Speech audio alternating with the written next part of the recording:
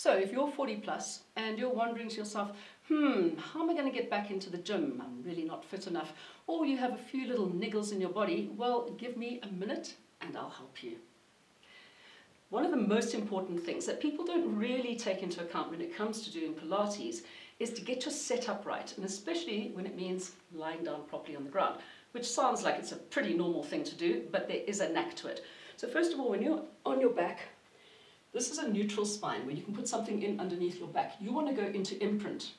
And that doesn't mean that you're a little duckling that now is imprinted on a human being. It means that you want to get each one of your vertebrae from the top of your rib cage all the way down to your coccyx, making its own little dent into the mat the whole way down. And then when you've got that, you feel like you're zipping up through here, pulling the ribs towards the hip bones. Remember those days when you used to lie on the bed with your jeans and try and pull your zip up with a hanger because the pants were too tight? That's what we're looking for. And then you will release it back to neutral spine. Easy, but don't forget to do it first.